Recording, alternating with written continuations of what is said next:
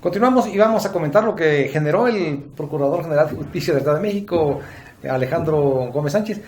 Es candidato a ministro de la Suprema Corte, tuvo que comparecer ante el Senado para exponer su punto de vista, pero ahí sacó a colación un tema que ni al Ejército, ni al Gobierno del Estado de México, ni al federal le interesa, más querían que se olvidara lo de Tlatlaya.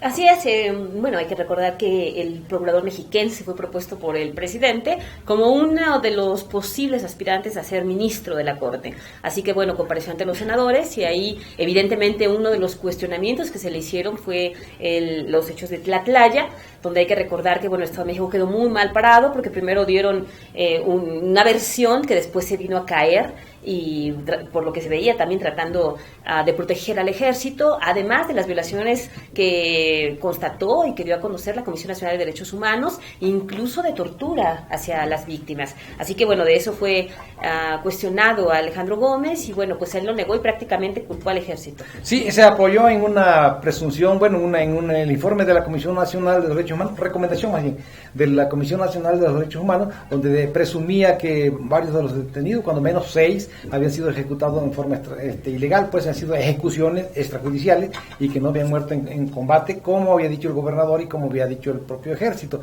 Entonces, pero eso pues ya estaba casi olvidado. Ahora de nuevo surge aquí y hay muchas críticas, incluso de los columnistas y comentaristas que son afines al poder público, critican al procurador porque dice que no dijo nada, que su gente también torturó a los sobrevivientes, 3 mujeres, para que pues se apegaran en su versión, falsearan la realidad y dijeran lo que ellos estaban diciendo, que había habido un enfrentamiento y que todas las víctimas habían caído en enfrentamiento. Entonces, pero que eso no lo mencionó, nada más mencionó lo otro, ¿no? Así es, y también, bueno, pues que no ha habido sanciones reales, ejemplares, que finalmente ellos dicen que se pararon del cargo y que están investigando y se han tardado muchísimo en investigar y evidentemente la Procuraduría incurrió en deficiencias, él mismo lo aceptó en su comparecencia, que había habido deficiencias.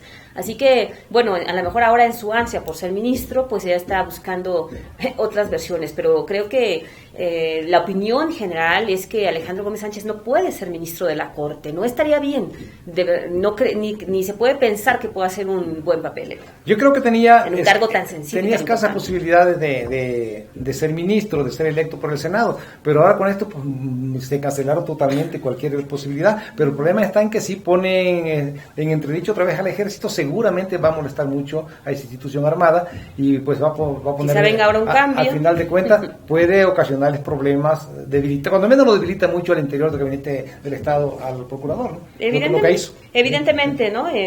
Habrá que ver y ojalá que pues queden los mejores dentro de, como ministros. Tiene que ser gente especializada, gente que de preferencia tenga también un servicio civil de carrera, que ya hayan sido jueces, que ya hayan impartido justicia. No es el caso, por ejemplo, de Alejandro Gómez. Y allí hay varios magistrados, jueces, magistrados federales, entre otros aspirantes, que tienen las posibilidades y seguramente mucho mejor preparados. Sí, definitivamente, y más nombre en reconocimiento nacional. Y queremos referirnos también a la nueva dirigencia de Morena. Su primer dirigente y fundador, Pedro Centeno, fue despedido del cargo, aparentemente por cuestiones de omisión en su trabajo.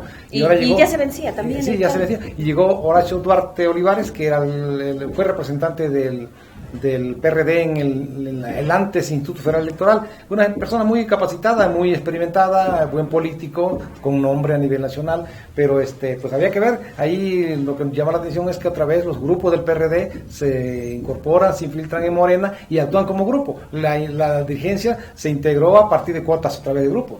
Sí, lo que tanto critica y ha criticado y sigue criticando Morena, el PRD, de esas tribus, de esos grupos que actúan y que se apoderan del partido, es lo que está reproduciendo Morena también. Hay grupos, evidentemente el grupo de Higinio Martínez, que en este momento es el más importante en el estado, el exalcalde de Texcoco también, la exalcaldesa ahora es diputada federal, otro muy cercano a él, Francisco Vázquez, es el coordinador de la fracción aquí en el Congreso local, y la verdad es que no se ven los ciudadanos en Morena, al menos no en las principales caras, por supuesto. No se ve. Hay algunos diputados aquí que son más independientes, pero los ciudadanos que tanto prometieron, que tanto señalaron, tampoco se ven. Morena no está haciendo la diferencia en cuanto al PRD.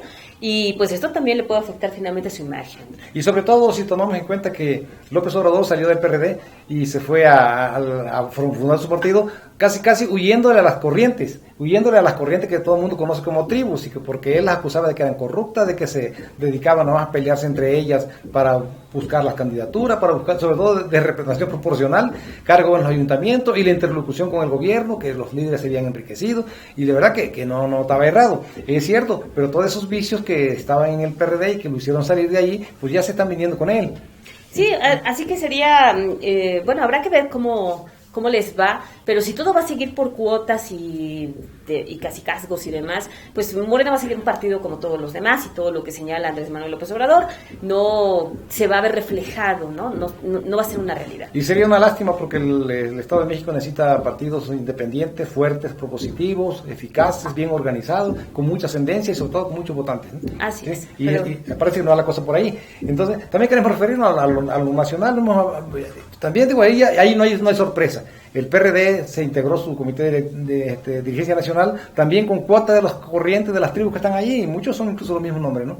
El presidente no es, pero sí, venía, fue apoyado por las principales corrientes, fue un acuerdo, evidentemente, pero así son todas las elecciones en todos los partidos, y evidentemente es criticable, pero más criticable hacia un partido que ha señalado que va a ser distinto, como ha sido el caso de Morena, y bueno, vendrán algunas otras renovaciones, al menos en el Estado se espera que algunas dirigencias estatales cambien, y ya estaremos platicando sobre esto, sino a finales de este año, a principios del siguiente. Así es. Por lo pronto vamos a un corte.